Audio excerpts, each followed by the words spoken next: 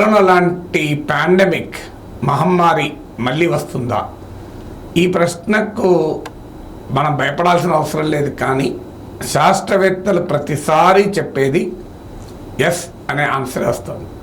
తాజాగా ప్రఖ్యాత British scientist, British ప్రభుత్వానికి చీఫ్ సైంటిఫిక్ అడ్వైజర్గా పనిచేసినటువంటి ప్యాట్రిక్ వాలెన్స్ కూడా ఇలాంటి హెచ్చరిక చేశాడు. వాస్తవంగా 2021లో కూడా ఇలాంటి హెచ్చరిక చేశారు. G7, G20 శిఖరాగ్ర సభల్లో దీన్ని చర్చించాలని. వరల్డ్ హెల్త్ ఆర్గనైజేషన్ కూడా, ప్రపంచ ఆరోగ్య సంస్థ పాండమిక్ అకార్డ్ కుదుర్చుకోవాలి, ప్రపంచం అంటే మహమ్మారి పైన ఒక ఒప్పందం కుదుర్చుకోవాలి అని. ఎందుకంటే పాండమిక్స్ రావు అని ఎవరము అనుకోలేము. ఎప్పుడు వస్తాయి, ఏ రూపంలో వస్తాయి అనేది మనకు తెలియదు. దాని సిగ్నల్స్ మనకు ఉండవు అంటూ ప్యాట్రిక్ వాలెన్స్ ఒక ఆసక్తికరమైన కంపారిజన్ ఇచ్చారు. ఒక దేశం సైన్యాన్ని ఎప్పుడూ రెడీ చేసి ఉంటుంది. మీరు సికింద్రాబాద్ ఏరియా పోండి, ఆడ మిలిటరీ ఎక్సర్సైజ్ చేసుకుంటూ ప్రిపేర్ అవుతూ ఉంటారు. మీరు యుద్ధ భూమిలో నిరంతరం సైనికులు అప్రమత్తంగా ఉంటారు. ఎందుకు? యుద్ధం వస్తుందనా?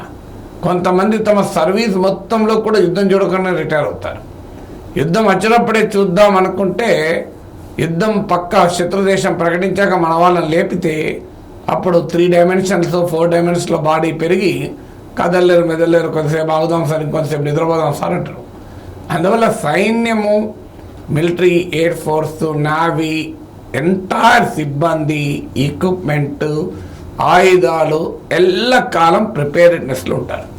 ఎనీ మూమెంట్, ఏ క్షణమైనా యుద్ధం వచ్చినా రంగంలో దూకేంత అప్రమత్తంగా ఉంటారు.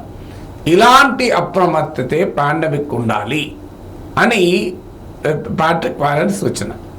అన్ఫార్చునేట్లీ ఆ రకంగా ప్రపంచం ప్రిపేర్ అయ్యలేదు అని.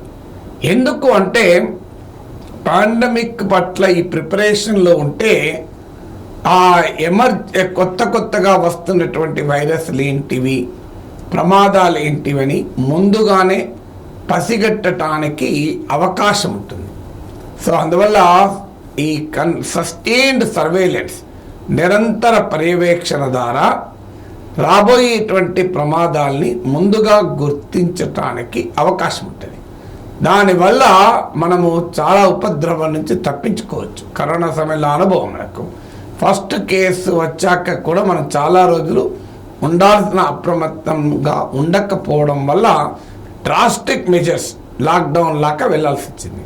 సో ఈ శాస్త్రవేత్త అనేది ఏంటంటే, రాబోయే కాలంలో మనం ప్రిపేర్డ్గా ఉంటే ఇలా కరోనా టైంలో తీసుకున్నటువంటి తీవ్రమైన చర్యలు అవసరం ఉండకపోవచ్చు. మనకు అందుబాటులో ఉన్న డయాగ్నోస్టిక్స్, వైద్య పరీక్షలు, వ్యాక్సిన్లు, టీకాలు, అలాగే ట్రీట్మెంట్, చికిత్సా ప్రక్రియలు, పద్ధతుల వల్ల మనము ఈజీగా ఆ పాండమిక్లను జయించవచ్చు ఒకవేళ మనం ప్రిపేర్ అయి ఉంటే అని.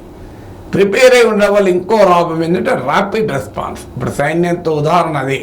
సైన్యము ఎందుకు ప్రిపేర్ అయి ఉంటుంది, ఎందుకు నిరంతరం అప్రమత్తంగా ఉంటుంది అంటే ర్యాపిడ్ రెస్పాన్స్. ఒక మనకు శత్రువు సిగ్నల్ ఇచ్చి దాడి చేయడు. ఉత్తరం రాసి ఫలానా రోజు 29వ తారీఖు ఉదయం 11 గంటల సుముహూర్తంలో నేను మీపై దాడి చేస్తున్నాను లెటర్ రాయడం. సో సిగ్నల్స్ కూడా కొన్నిసార్లు ఉండకపోవచ్చు, సడన్గా దాడి చేయవచ్చు.